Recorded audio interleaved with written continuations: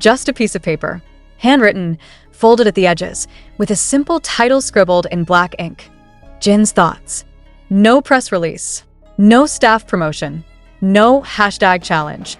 Just him, raw, honest, and wide open. And within minutes, the world was crying as part of his heartfelt gesture during the final leg of his historic Seokjin Jin BTS, global superstar, eldest member of the legendary BTS, and now a soloist with unmatched emotional depth, released a personal message to fans that left even the most composed armies shattered in the best way possible, posted via X, formerly Twitter. On September 3rd by fan account at KNJGIS, the image quickly went viral, with over 4.2 million reposts and 9 million likes within 12 hours. Why? Because what Jin wrote wasn't just a thank you note. It was a window into his soul.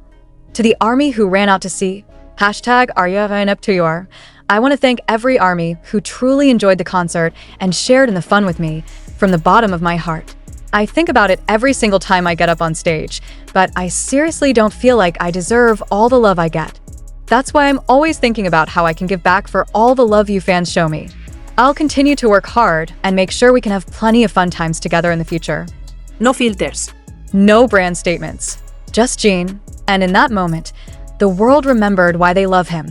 Not just for his voice, or his charm, or his face that launched 1,000 airport flashes, but for his humility that cuts through the noise. The phrase, "I seriously don't feel like I deserve all the love I get," hit like a tidal wave. Fans across continents began reposting the photo with their own messages of heartbreak, gratitude, and fierce loyalty. The hashtag You Deserve It Jin trended globally within 30 minutes, accompanied by messages such as, "He doesn't see what we see. That's why we'll scream louder." The fact that Jin still doubts if he deserves it after everything, "I'm crying at work. He's the most humble artist in the world, and he deserves the whole galaxy." In Jakarta, where the message was shared just hours before the final show at GBK Stadium, fans arrived with banners rewritten overnight. What was supposed to be a fun send-off became a global healing session, as thousands lifted signs that read, "You deserve it all, Seokjin. Don't thank us, let us thank you. Your love healed us first." And Jin saw them. Backstage staff confirmed that Jin asked to view fan banners from the upper decks before the show began. According to one crew member, he stood there silently, clutching the letter in his pocket, eyes glistening. He didn't say much, the staffer shared. He just smiled and whispered, "They really came for me." And then he wiped his eyes and said, "Let's give them a memory." The concert that followed was not just a performance, it was a shared catharsis. Jin sang not as a star entertaining an audience, but as a friend singing to the people who stayed when he thought no one would. Every lyric, every breath, every smile, it all pulsed with sincerity. And when the show ended, as confetti fell and thousands chanted his name like a prayer, Jin stood center stage with his head bowed and one final sentence into the mic. "You loved me before I loved myself." And that's something I'll never forget. Silence. Then screams. Then sobs. The letter may have been written on paper, but it etched itself into the hearts of millions. Not because Jin is perfect, but because he's real. This wasn't just a tour. This wasn't just fan service. This was a man, flawed, brilliant, scared, strong, facing the mirror of the stage and realizing that maybe, just maybe, he's worthy of the love he gives so freely, and the world is screaming back. "You are. You always were." It was humid. The sky above Gelora Bung Karno Stadium threatened light rain, but the energy inside burned like fire. Nearly 80,000 voices chanted one name.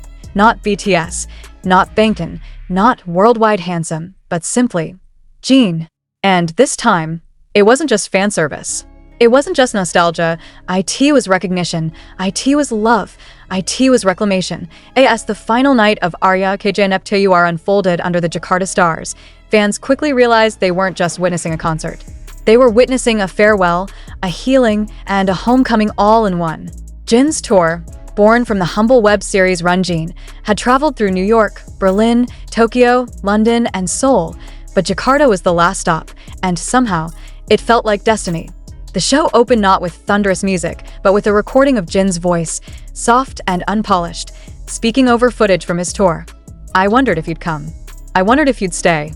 And yet, you ran with me from the first episode to the final curtain. I'm grateful beyond words." The crowd erupted, but then silence fell.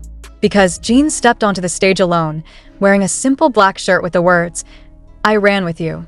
For the next 2 hours, there were no flashy gimmicks. No fireworks.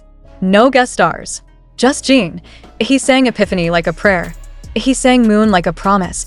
He sang Abyss with trembling lips, his voice cracking on the bridge, but he didn't stop. He let them hear it. All of it. And during the astronaut, something happened. Halfway through the performance, fans in the VIP section held up lights in the shape of a galaxy, choreographed secretly through online groups. A wave of stars lit up the stadium, and Jin froze. He looked up, clutched his chest, and mouthed, "Are you real?" He finished the song, but when the final chord faded, he didn't speak. He just stood there, crying. Not dramatically, not for the camera, just finally letting go. "I didn't know," he whispered at last. "I really didn't know if anyone would come. I thought maybe you were here for BTS. Not just me. But tonight, I believe it. You were here for me." The audience didn't scream back. They didn't chant. They cried with him. And then, in the most emotional moment of the night, Jin took out a folded piece of paper, the same letter he posted earlier that day. He held it up, then placed it on the stage floor. "I wrote this because I was scared. I thought maybe no one would read it. But now I know you didn't just read it. You answered it with your hearts." And with that, he turned around and performed his final encore. "Tonight, as he sang the last line, 'Even if we're apart, we'll meet again.'" The screen behind him displayed a single handwritten message. "Thank you for running with me. I'll never walk alone again." Jin, the lights dimmed. The music stopped. But no one left. The crowd stood, hands over their hearts, as if in silent agreement. This was more than music. This was healing. And somewhere backstage, moments later, a staff member would overhear Jin say, almost to himself, "They really came for me." He didn't shout it. He didn't gloat. He said it like someone who finally believed he was loved, and the world. It didn't just cheer. It stood still, because Jin didn't just end a tour in Jakarta. He ended a decade-long question in his heart, and finally, he had the answer. When the last notes of "Tonight" faded into the Jakarta sky and Jin bowed one final time, something fundamental shifted. Not just in the ARMY fandom, not just in Jin's career, but in the very concept of what it means to be a solo artist in the K-pop world. This wasn't supposed to happen. .R wasn't supposed to sell out. IT wasn't supposed to trend globally. IT wasn't supposed to outchart acts with more label push, more playlisting, more marketing firepower. And yet, it did. Why? Because it wasn't just a tour. It was a homecoming for a soul that the industry almost forgot. For decades, K-pop has defined solo stardom with glittering choreography, viral hooks, hyper-edited perfection, and manufactured charisma. But Jin brought something else. He brought sincerity. He brought imperfection. He brought realness in a world built on illusion. And fans ran to him, not because he was the flashiest, but because he was the most human. You was born not from $1 billion blueprint, but from a web variety show that began as a lighthearted side project. No one expected the spin-off of Run BTS to become a spiritual journey, but that's exactly what Run Jin became, a canvas for vulnerability. Each episode stripped away the idol and left us with Seokjin, the boy who once doubted his voice, the man who quietly learned to love it. And when the series ended, Jin didn't just say goodbye, he said, "Let's meet again, but on my stage." And that stage changed everything. IT wasn't filled with backup dancers.